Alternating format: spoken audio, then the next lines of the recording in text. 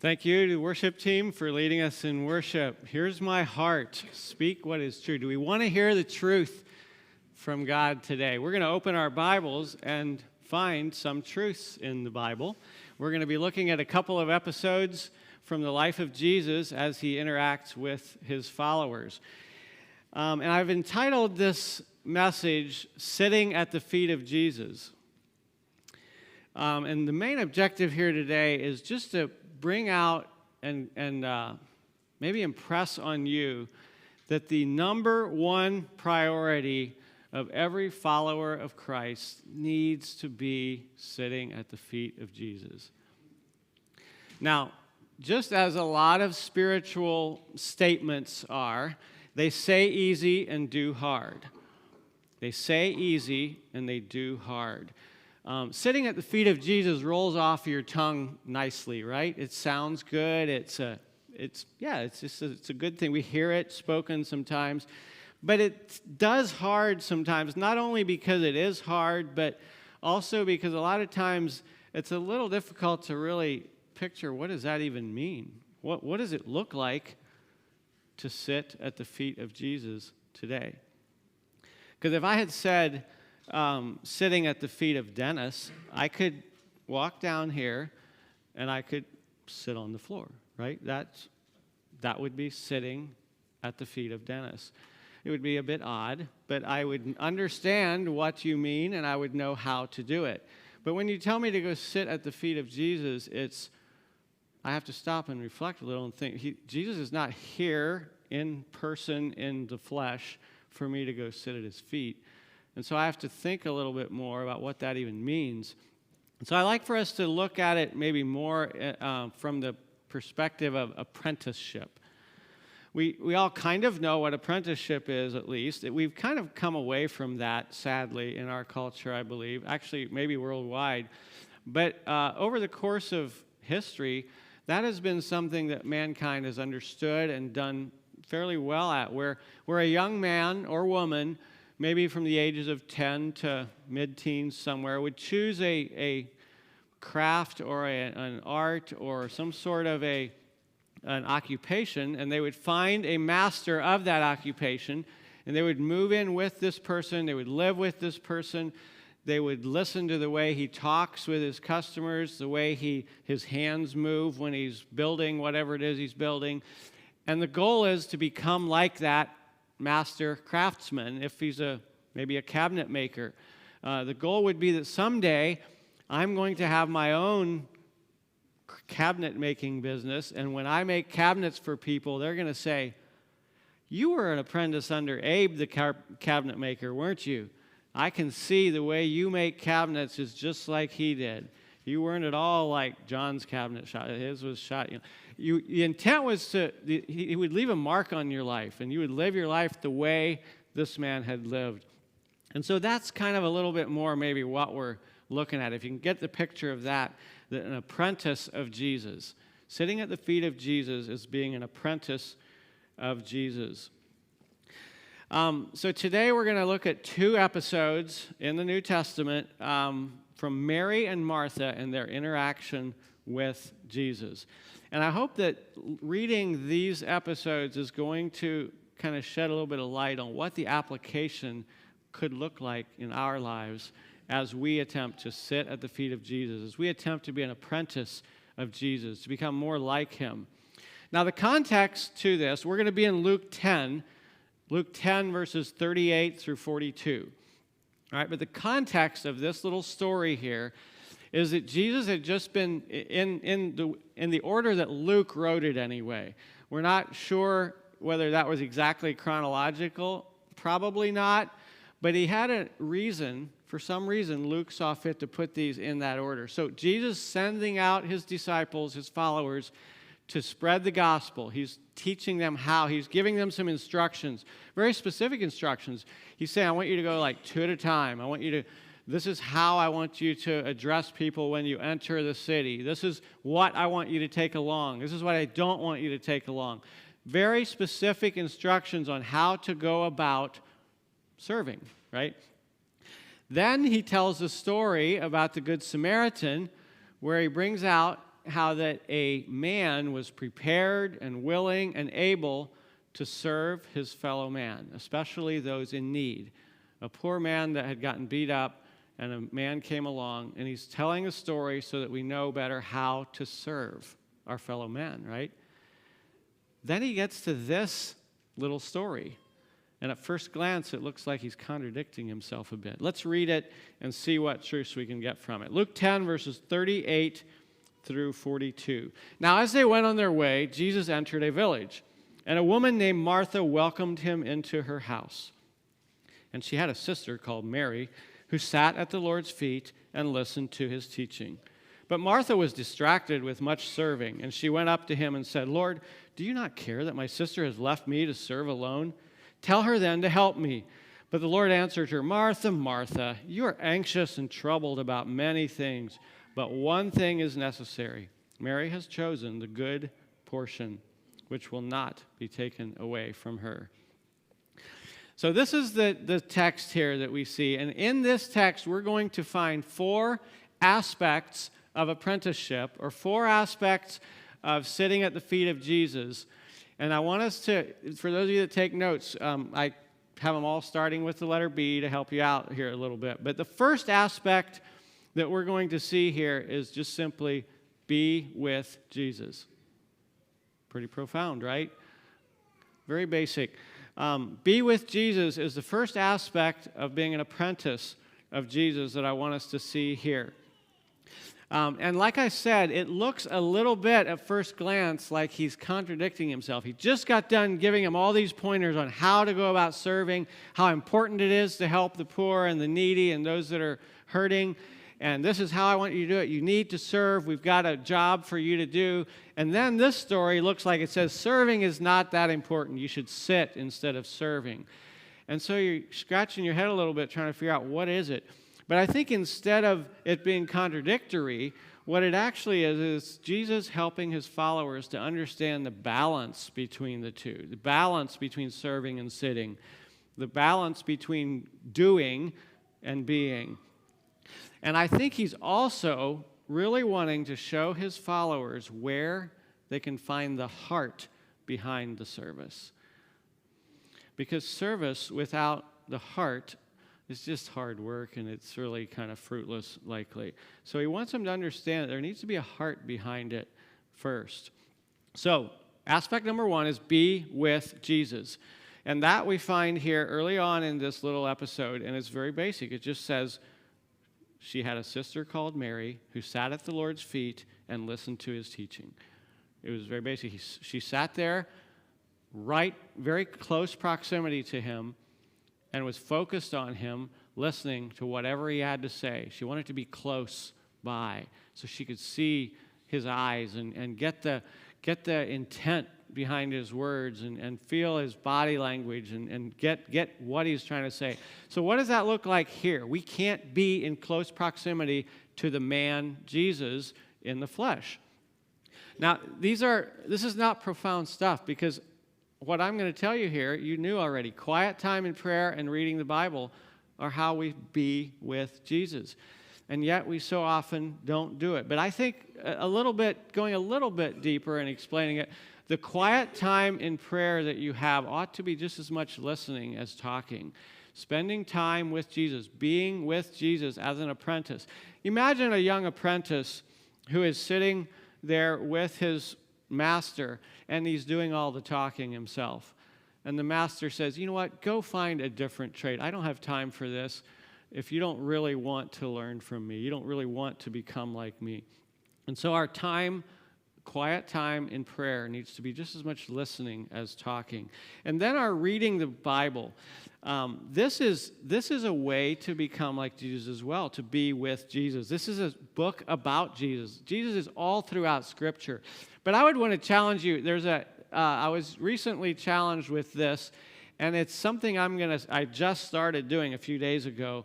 But try and read the Gospels like a biography, thinking of it as a biography. This is just a story of somebody's life. Because a lot of times as we read a biography, we tend to be inspired to become more like the person we're reading about. I have a friend who was sharing with me just the other day about a book he had just read, and he changed his life as a result of reading this book. He's eating different, he's doing more exercising, he's doing, whatever else it is that applies to that book. It changed his life. He wants to be like the author of that book now. And so if we can read the Gospels like a biography, trying to become more like the person that it's talking about.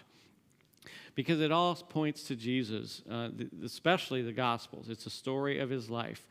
And think of it as though you would be his apprentice.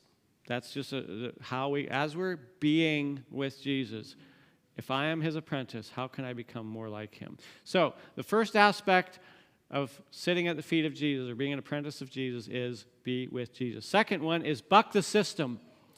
Now, I'm not saying buck the system just for the sake of being a rebel, because that's not what we see here. But we do have to look at culture in order to see that aspect of it here in this episode. If we step back just a little bit and think about the culture of the day, women had a very specific place and a task that they were to do, and they had specific things that they were not to do. And sitting at the feet of and learning from a rabbi was not one of the things that they were expected to do. They were not even allowed to do that most times. And here was Mary in the room with the men, hanging out with the men, when she should have been doing what women are supposed to do, getting the food ready and cleaning the house and whatever else that they thought was proper for women to do. So she had to be willing to buck the system a bit, go against the flow, go against culture, go against what was accepted. Why did she do that? Why was she willing to do it? It was because we see something in Mary here that we all need more of, and that was a deep desire to be in the presence of Jesus. It's so simple, but he was in town, and she was going to be there close to him. She had a burning desire. The work is not going to get done today, I know, but I need to be with Jesus today. And that's why she was willing to buck the system, to go against the accepted cultural norms, to swim upstream, because the most important thing in the world, number one priority, was to be with Jesus. Nothing else really mattered at the moment, because Jesus was in the room. The top priority, number one, needs to be spending time with Jesus. Date night with your spouse is important, yes. Spending time with your kids is important, of course. Managing your money well, working hard so that you can provide for these are all important, but they can't be number one. Only one thing can be number one for a follower of Christ, and that is sitting at the feet of Jesus. Be with Jesus, be willing to buck the system, and then the third aspect of an apprentice of Jesus needs to be to ban busyness. I know I'm stepping on toes right and left here, right? Ban busyness. And I think Mary got this here in this text because there was a lot to do. There was a lot to do right then. The master was in town. The house was not cleaned up. There was still food that needed to be prepared. There was a lot to do. But she said, no, I am going to cancel that stuff, and I am going to sit at the feet of Jesus. And we see the antithesis of this, the extreme opposite of it in Martha. We see the words that are used here are so good to give us that picture of someone who is not making a priority of sitting at the feet of Jesus. It says, distracted with much serving, anxious and troubled about many things. Anxiety, troubled about many things, serving, what does it say? Distracted with much serving. Is that the story of our life? Maybe. If sitting at the feet of Jesus is not our number one priority, then those things are going to happen. Then we are going to likely be distracted. We are going to be troubled, and we are going to have anxiety. But what do we do about it? What do we do about this tough aspect of sitting at the feet of Jesus. And this hits close to home, because I could almost guarantee that if you were asked in the last month, how are you guys doing these days? Probably a lot of you have replied, busy. We're so busy these days. We're so busy. Everybody's busy. And somehow we think that means that we're important. The busier we are, the more important we are. And so if we say, I've been bored lately, actually, they're going to say, he's not really into much, and he must not be. And I'm not saying boredom is good either, because, what is the term about idleness is the devil's workshop, I think is the term. So there's got to be a balance there, but I am proposing that we need to ban busyness if we want to truly be an apprentice of Jesus. So how do we go about that? If you have answered busy in the last while when someone asked you how you've been doing, now you need to do something about that. Does that mean, so for a lot of people, first thing to go then, we've been too busy, we need to, let's not go to church Sunday morning, right? So that we can rest finally and recuperate a little bit from our busyness, right? I'm going to propose that's a bad idea. I think we should gather as followers of Christ on Sunday morning and worship together and get that encouraged. I'm a pastor, so of course I'll say that, but I do believe that very firmly, that should not be the first thing to go out of your schedule. But maybe you need to sit down and really evaluate what are the values in your life. What are really, really important in your life? What defines kind of the core of the values in your life? And then make some scheduling decisions based on that. As opportunities come your way, now you look at that and say, that would be a good thing to do, but does it really line up with my core values of who I am? And is it just making me busy? And then maybe eliminate some things. Learn how to say no to some things. Because in order to really, really make sitting at the feet of Jesus a number one priority, we are going to have to slow down a bit and ban busyness from our lives. And that is a hard thing to do. But Mary did that. Mary said, there are some important things that I am not going to do because I need my time with Jesus. So be with Jesus, buck the system, and ban busyness.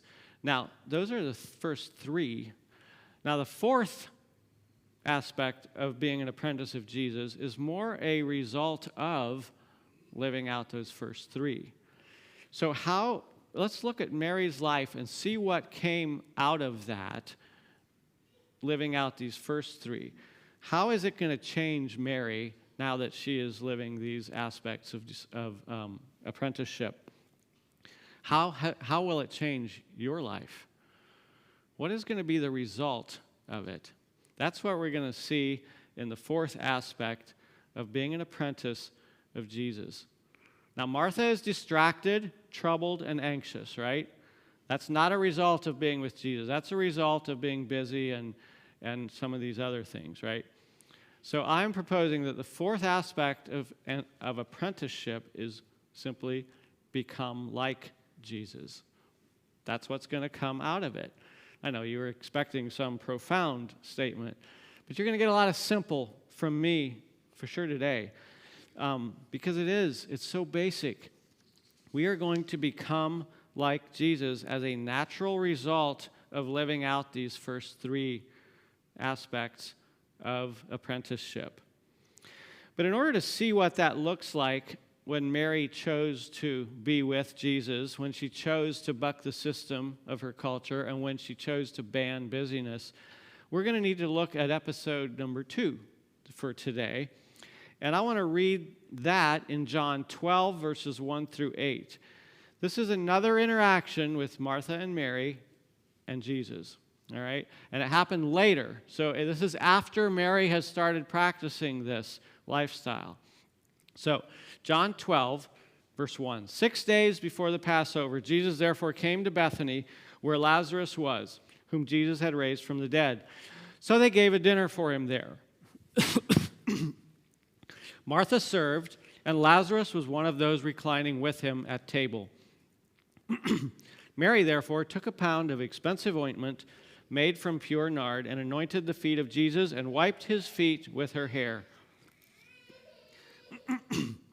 The house was filled with the fragrance of the perfume, but Judas Iscariot, one of his disciples, he who was about to betray him, said, "Why was this ointment not sold for 300 denarii and given to the poor?"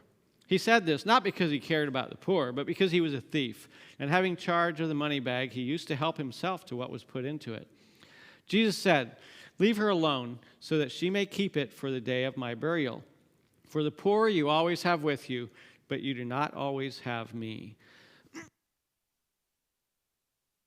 Wow. Well, Mary, if you thought that you were going to get criticized for the first episode, the way you behaved there, you're most certainly going to get criticized here.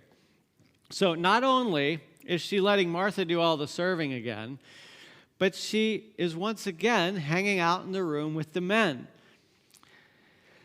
And not only that, but she's let her hair down. She's still bucking the system, isn't she? This is not appropriate. And on top of that yet, it gets worse. She's now wasting some very expensive ointment. Ointment? Is that what it is? Yes. See if I can say it. So she's going against everything that a good, proper woman ought to be doing these days. But something is just coming out of her naturally as a result of having been with Jesus. She is going to worship.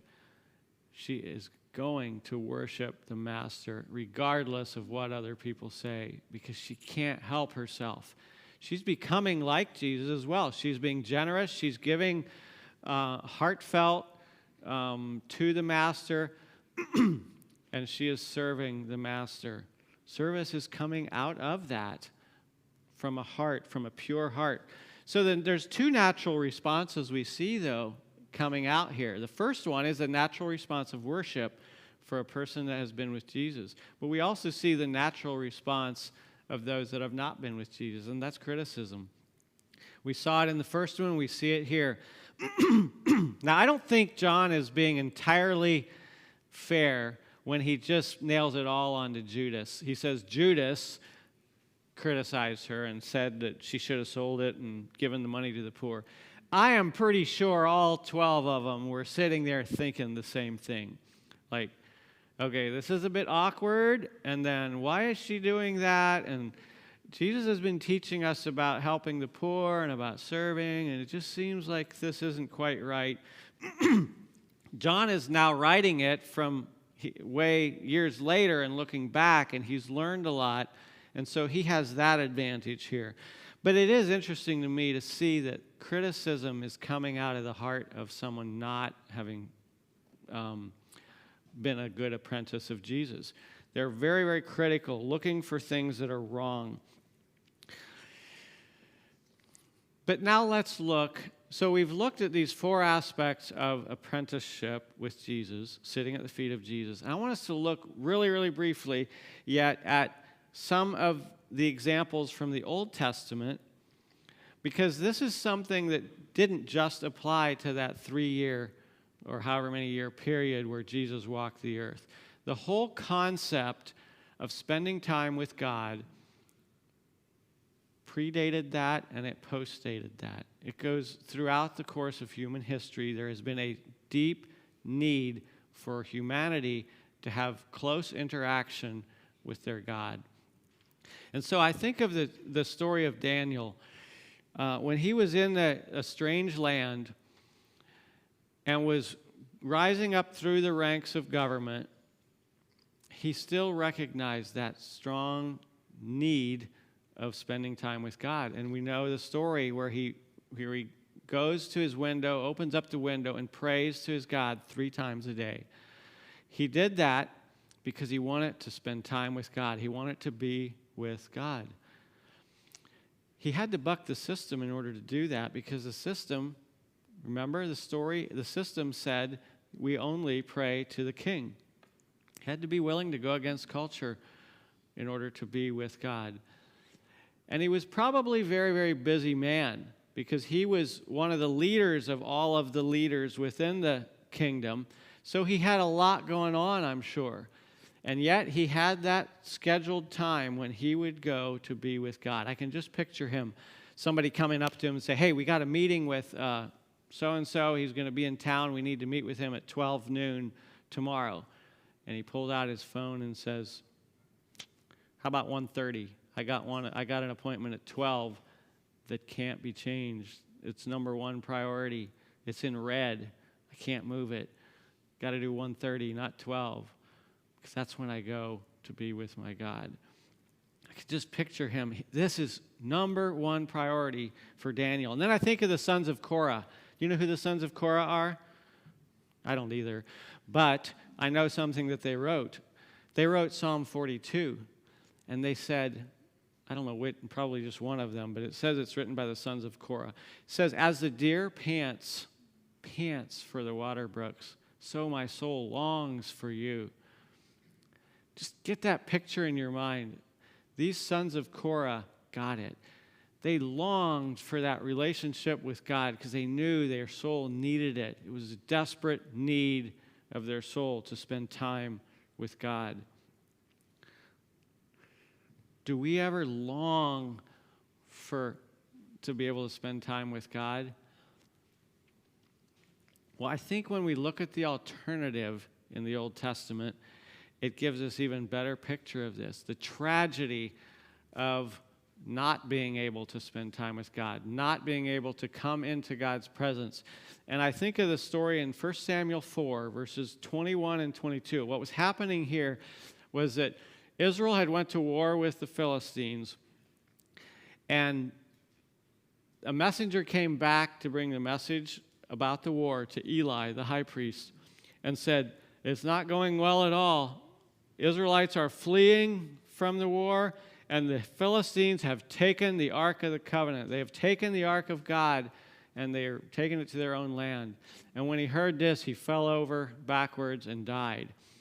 And then his daughter-in-law, the wife of one of his sons, she was pregnant, probably about 9 months pregnant, I guess, and she was about to have her baby, and she got the news, and she just panicked. She's like, oh, she groaned deeply, shook her head, and the ladies are like, no, it's okay. You're having a son. Look, you just had a son. She gave birth as she heard the news. And they said, you can rejoice. It's going to be okay. You had a son. And she just shook her head and said, call the son's name Ichabod, meaning the glory has departed from Israel.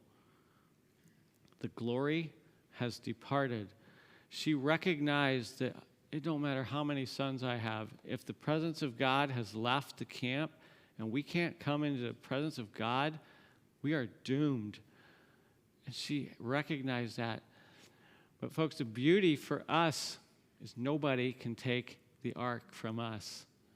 The presence of God is within us. Nobody can take that away from you. You can always have the opportunity to come into the presence of God.